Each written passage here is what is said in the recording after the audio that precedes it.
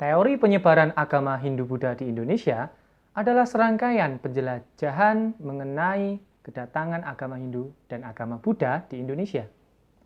Kedua agama tersebut lahir di negeri India pada tahun-tahun sebelum Masehi.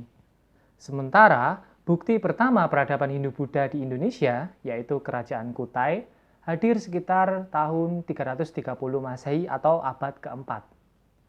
Dengan demikian, terdapat jangka waktu yang perlu ditelaah untuk menjelaskan bagaimana agama Hindu dan agama Buddha bisa hadir di Indonesia. Secara umum, teori tersebut terbagi secara subjek, yaitu teori aktif dan teori pasif. Teori aktif menjelaskan bahwa kedua agama tersebut dipelajari oleh para masyarakat hingga para penguasa Nusantara setempat secara langsung ke negeri India. Sementara teori aktif menjelaskan sebaliknya. Terdapat subpenjelasan dari masing-masing teori tersebut. Teori aktif terdiri dari subpenjelasan seperti teori arus balik dan teori sudra. Sementara teori pasif terdiri dari subpenjelasan teori Brahmana, teori Ksatria, dan teori Waisya. So, tunggu apa lagi? Siapkan buku catatanmu, and let's discuss. Sejarah itu bosenin. Sejarah itu bikin ngantuk. Boring, textbook banget.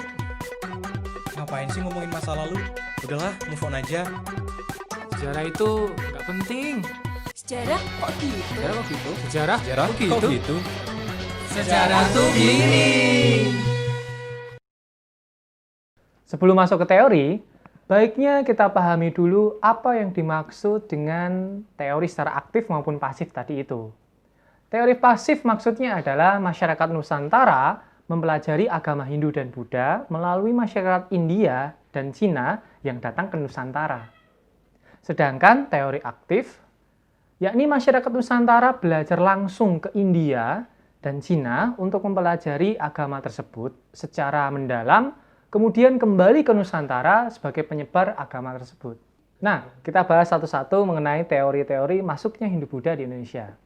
Yang pertama, sering dikenal sebagai teori Brahmana. Teori ini dikemukakan oleh J.C. van Leur. Ia mengemukakan bahwa para bangsawan atau para Brahmana diundang datang ke Nusantara karena ketertarikan raja-raja yang berkuasa dengan ajaran agama Hindu dan Buddha tersebut. Sehingga raja-raja tersebut mendatangkan para kaum Brahmana untuk mengajarkan agama tersebut untuk raja dan rakyatnya. Itu teori Brahmana. Yang kedua, teori Waisya dikemukakan oleh ilmuwan bernama N.G. Krom yang menyebutkan bahwa para pedagang yang beragama Hindu maupun Buddha menyebarkan agama tersebut sebagai arus utamanya di Nusantara. Karena perdagangan pada zaman dahulu menggunakan jalur laut dan bergantung pada angin, ketika para pedagang itu menetap di Nusantara, mereka memperkenalkan agama dan kepercayaan kepada masyarakat setempat. Jadi interaksi itulah yang menyebabkan adanya percampuran atau penyebaran agama Hindu maupun Buddha. Yang ketiga adalah teori Ksatria. Pada zaman masuknya Hindu-Buddha ke Nusantara, di daratan India dan Cina sedang berlangsung perang saudara. Raja-raja yang kalah peperangan melarikan diri ke Nusantara untuk berlindung. Lambat laun, mereka mendirikan kerajaan kembali di Nusantara dengan corak-corak yang berhubungan dengan agama Hindu atau agama Buddha yang sebelumnya mereka anut. Nah, teori ini dikemukakan oleh C.C. Burke, Mukherjee, dan J.C. Munns. Oke, selanjutnya ini secara aktif. Ada dua teori, yakni arus balik dan sudra. Kita bahas yang pertama, yakni teori arus balik. Teori ini berasumsi bahwa perkembangan ajaran Hindu dan Buddha yang pesat di India, kabarnya sampai terdengar ke Nusantara, dan kemudian menarik minat para kaum terpelajar di Nusantara untuk belajar atau berguru ke India.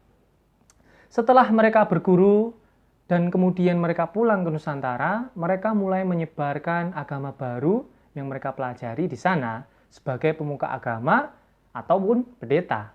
Teori ini dikemukakan oleh F.D.K. Bosch. Selanjutnya, ada teori sudra. Para budak dari India dan Cina datang ke Nusantara karena dibawa oleh pemiliknya atau karena mencari kehidupan yang lebih baik. Pada saat mereka menetap di Nusantara, mereka berasimilasi dan berakulturasi dengan penduduk sekitar. Hal tersebut membawa perubahan pada penduduk yang pada awalnya memeluk animisme-dinamisme berganti memeluk agama Hindu maupun Buddha. Teori ini dikemukakan oleh Van Vauber. Kebudayaan Hindu dan Buddha tidak hanya mempengaruhi cara beribadah masyarakat Nusantara pada zaman itu, tetapi juga memberikan beberapa peninggalan lain. Misalnya, banyak kita tahu kerajaan-kerajaan yang berkembang dan pernah berkuasa di wilayah Nusantara yang bercorak Hindu maupun Buddha. Kemudian peninggalan berupa tempat keagamaan, seperti candi atau mungkin stupa. Kemudian ada lagi peninggalan macam prasasti yang bertuliskan angka-angka aksara Palawa maupun berbahasa Sanskerta. Kemudian peninggalan berupa acara hidup dan masih banyak lagi. Jadi, bangsa kita dalam catatan sejarahnya adalah bangsa yang terbuka dengan agama maupun kebudayaan dari luar. Dan kemudian mampu membentuk kebudayaan baru yang lebih subur maupun lebih luhur. Jika kamu menyukai video ini, jangan lupa untuk like, komen, dan subscribe. Dukung terus channel kami untuk tetap berkembang. Terima kasih dan sampai jumpa.